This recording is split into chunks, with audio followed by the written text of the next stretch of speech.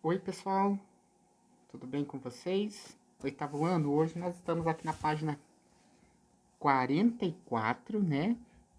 Para a gente discutir a passagem do Katrina, furacão Katrina, e as inundações de Nova Orleans. Então, a nossa discussão hoje é tentar entender um pouquinho o que tem a ver a passagem do furacão com as questões ambientais que a gente está estudando, porque a gente já falou das da poluição nas regiões frias e polares, nós já falamos da contaminação das águas marinhas, né?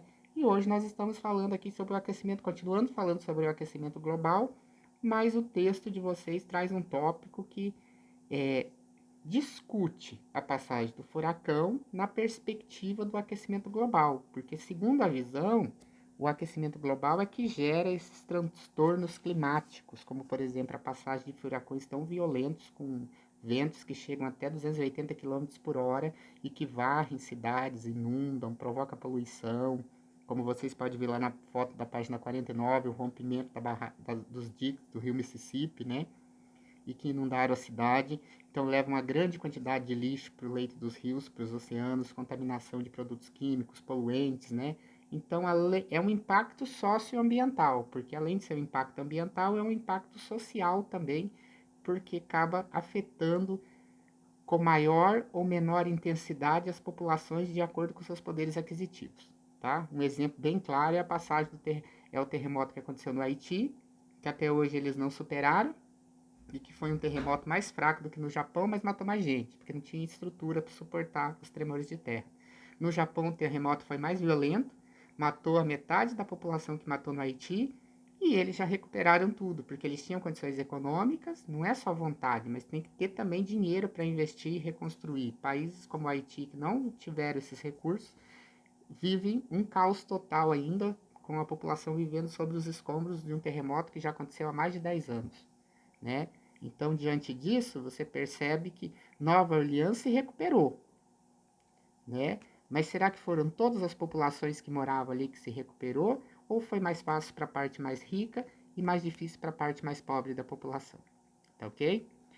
Nova Orleans está localizado no delta do rio Mississippi, né? E, inclusive, como a gente viu na contaminação das águas oceânicas, é aquela plataforma que explodiu, a Deepwater, da Horizon, né? Ela está próxima desse delta também ali. E foi aqui que o furacão Katrina atingiu em 2005, tá? E o que o texto está discutindo? Primeiro, ele coloca a ideia de que tem pessoas que acham que melhorou depois do furacão. Tem outras pessoas que acham que piorou. Mas ele vai trazer alguns índices, né? Por exemplo, ele perdeu 124 mil pessoas que foram embora e não voltaram mais para Nova Orleans, que hoje tem 360 mil habitantes, mas eram de 484 mil habitantes, né? Ficou só 360.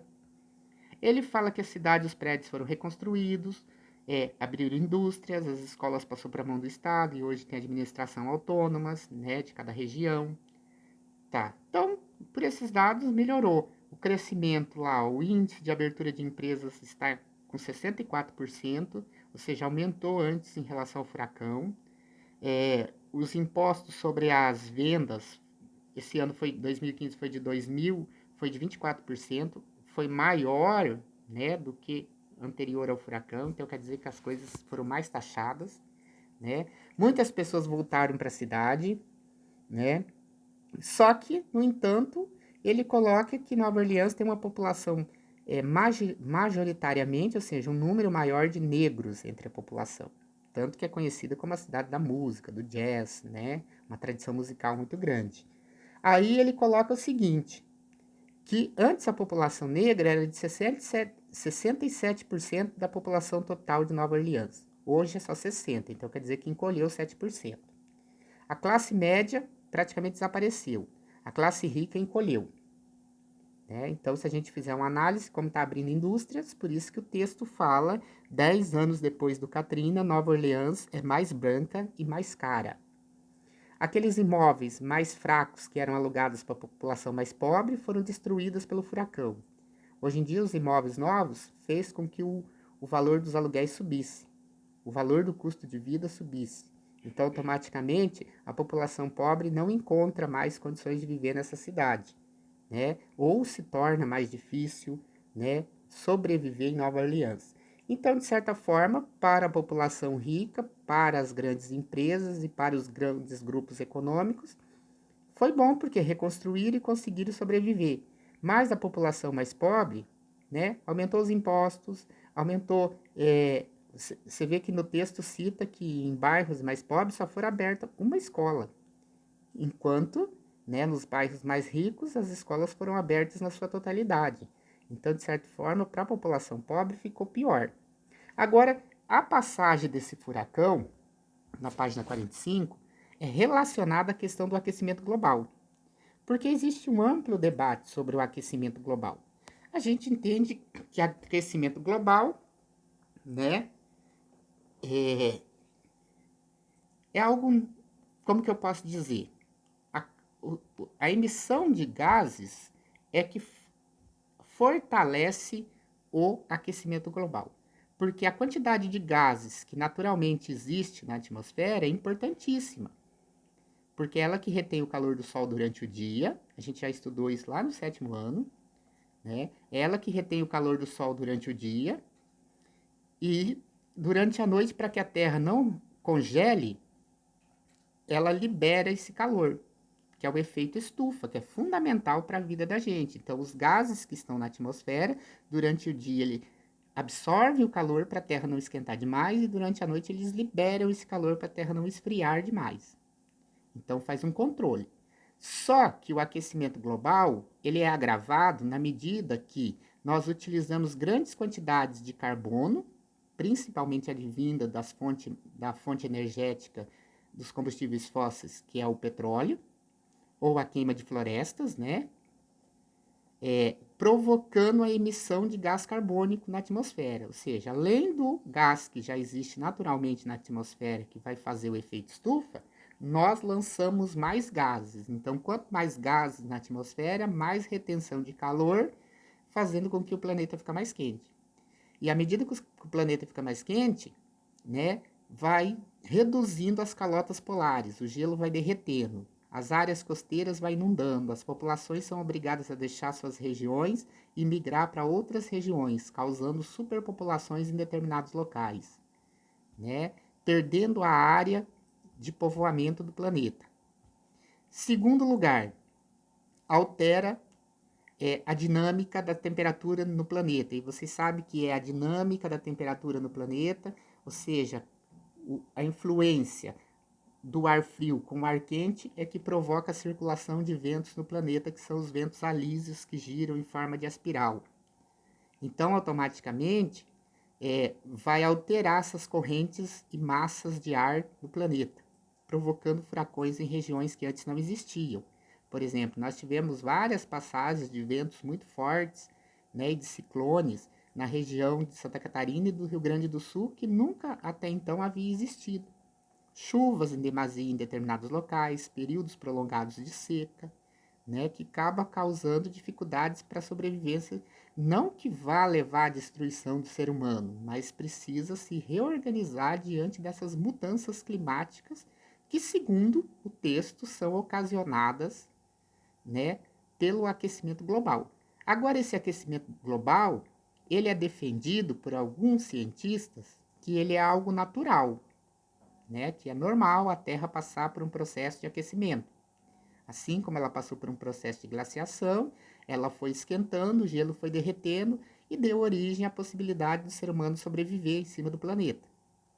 Então seria um aquecimento natural. Porém, né, outros especialistas acreditam que conforme a gente polui e emite muito gás na atmosfera, esse processo ele é acelerado. O que demoraria 1 milhão de anos para esquentar, a gente consegue fazer esquentar em pouco período de tempo. Por exemplo, da Revolução Industrial até hoje, 1730 até hoje, a temperatura da Terra já subiu em 2,5 graus, o que, segundo, se fosse por fatores naturais, demoraria milhões de anos para isso acontecer.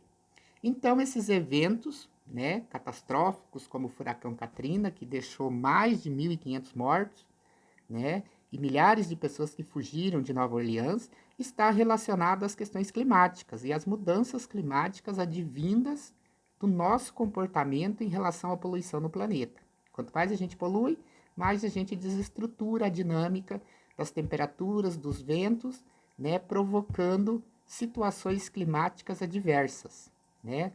Aquilo que a gente fala, o que a gente faz para a natureza, ela cobra da gente em catástrofes, né? Então, olha só, pessoal, nós temos aqui alguns dados que é bastante interessante se vocês olhar lá, ó. Anamorfose, países que mais emitiram CO2, carbono por fonte de energia. Então, dá uma olhadinha no gráfico, né? Vocês observam lá, ó, entre os países que naquele ano mais contribuíram para tal acréscimo de gás carbônico estão os Estados Unidos. Em segundo lugar, atrás da China, com 6 bilhões de toneladas. Tá? Porque em 2011, o planeta, as indústrias e todo ser humano, juntando toda a poluição que foi produzida pelas sociedades do mundo, foram 34 bilhões de toneladas de carbono jogada na atmosfera. Então quer dizer que a gente contribuiu e muito para o aumento dos gases na atmosfera e mais retenção de calor subindo a temperatura do planeta. Tá? Então a gente acelerou o processo de aquecimento natural do planeta, certo? E Canadá, em oitavo lugar, com 628 milhões de toneladas. Tá? Então você tem a China, você tem a Europa, os Estados Unidos, a América e depois a África como os países na sequência da poluição. Mas quem mais polui hoje é os Estados Unidos e a China. Porque cada vez que a China investe mais em industrialização para vender produtos para o mundo inteiro, né, ela produz mais carbono. E a fonte energética da China ainda é o carvão mineral, que é extremamente poluente. Né? Os Estados Unidos ainda utilizam muito carvão mineral, vindo dos Montes Apalaches, onde eles extraem. Eles têm grandes reservas de carvão, compra muito petróleo do Oriente Médio, principalmente do México, né? E utiliza também a queima desse petróleo para fornecer energia elétrica, produz energia elétrica queimando petróleo e queimando carvão. Move os fornos das indústrias e as máquinas da indústria através da queima do petróleo e do carvão, que são as fontes de energia ainda matrizes mais importantes no processo de industrialização no mundo, certo? Mas daí você já tem algumas medidas, como motores elétricos para diminuir a queima de combustíveis nos carros, a utilização que vem crescendo do gás natural. Ultimamente nós temos visto também um avanço muito grande das energias limpas, como a energia fotovoltaica, a energia eólica, que tendem a amenizar esse tanto de carbono que a gente libera na atmosfera por ano. Certo, pessoal?